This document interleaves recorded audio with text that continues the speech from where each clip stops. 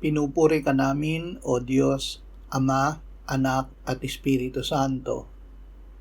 Salamat, Ama, na ibinigay mo sa amin si Jesus na iyong anak, na namatay para sa aming kasalanan, iyong muling binuhay, iniakyat, at iniluklok sa iyong kanan sa langit.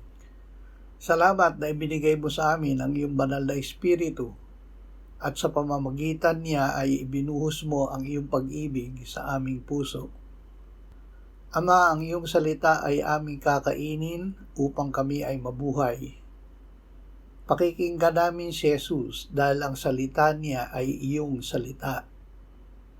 O Espiritu Santo, muli ay iparinig at patuloy na buhayin mo sa aming puso ang salita ni Jesus na Espiritu at buhay. Amen.